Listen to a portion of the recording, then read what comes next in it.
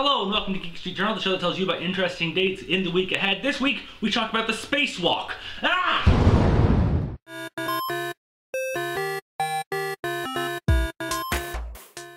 On March 18th, 1965, there was the very first spacewalk.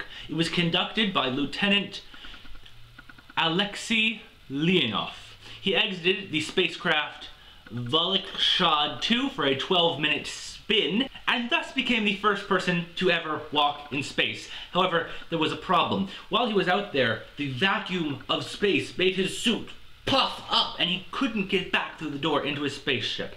He had to actually relieve some of the pressure in his spacesuit to climb through the door and barely got back in alive. This was followed by the American astronaut Edward White on the Gemini 4 mission, and the spacesuits on the Gemini 4 mission were awesome.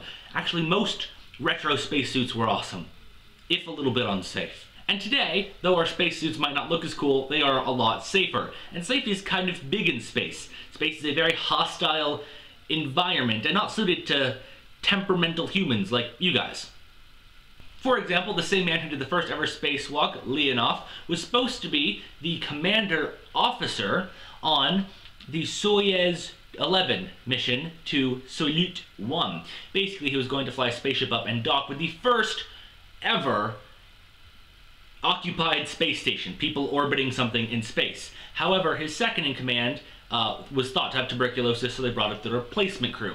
Now, while they were up there, they got up there just fine, but when they opened the door to the space station, they found smoke. They went back into their ship and repaired the other one. They were up there for 11 days. While they were up there, they did broadcast and other cool stuff you can do in zero gravity. I love seeing a balloon pop in zero gravity. That's cool. However, when it was time for them to come down, the two explosive bolts that were supposed to go off one and then the other actually went off at the same time. This rather sudden jolt caused a loose valve underneath their seat, and the three occupants died on re-entry. Now, though this is very sad, I bring this up to remind you of the courageous space pioneers that paved the way for us to have the International Space Station, and possibly in the future, manned visits to Mars. None of it would be possible if not for these early brave space pioneers. And to help remember them, we named 3 craters on the moon after them: Dobrovinsky, Volkov, and Pataski. Good news for today's astronauts: today's spacesuits and spaceships are a lot safer. Now, say you wanted to take a moonwalk today, not a moonwalk, that's on the moon, a spacewalk today. Well, we wouldn't have the big rubbery hoses and tether cables. What we have in today's spacesuits are self-contained oxygen packs. Now, if you want to get around, there are the manned maneuvering units, which is basically a space jetpack, or you could hitch a ride on a robotic arm. Well, technically it's not a robotic arm because a robot can do multiple tasks without human input. So it's an arm operated by a human. But do we really want HAL on the ISS? I don't think so. Open the pod bay doors, Hal. I'm sorry, Dave. I cannot do that. Now, the same Mr. Leonov, who did not go on the 11 mission, did go back into space, this time as a joint mission between the USA and Russia, or I think then it was the USSR. This marked the end of the space race with a peaceful crew of 2 nationalities going up into space and doing experiments.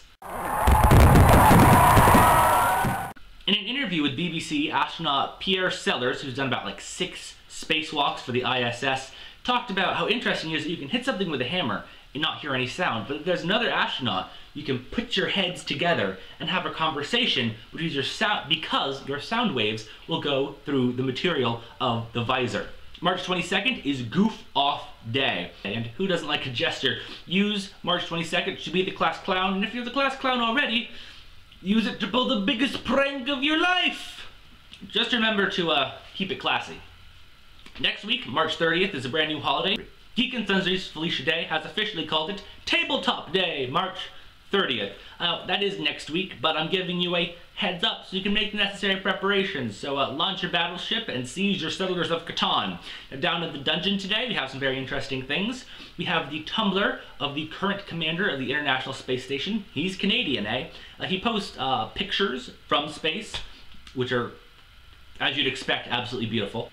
He also does links to other scientific articles, which I think you aspiring scientists might find interesting. Also, in the dungeon is a link I spent way too much time at. It's the NASA's Spacewalk Simulator. It's used with the Unity 3D engine, which is usually used to make first-person shooter games. I even tried to make one once. But it's very nice seeing this technology used for more creative purposes, giving tours of the International Space Station, and it's a fantastic game. Lastly, to bring us all the way back around, in the description is the full video of the first ever spacewalk. It's narrated in French. It's very grainy, but it's a great day for the history of humans and us. So be sure to watch that. See you guys next week for Tabletop Day. Bye! Space, space, space.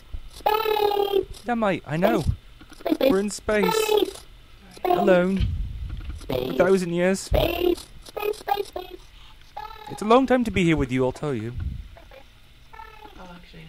Yeah, I get it, lad. We're in space. Nothing around for miles. I'll still regret killing people. What did I do to deserve? Oh, well, that's right, I'll kill people. Oh, that was a bad decision. I regret it terribly. Nothing is worth this, being stuck here in eternity floating around with you, idiot. Oh, well. Stars are pretty. Oh, hello and welcome to Geek Journal, the show that tells you about how the space node above. 1, 2,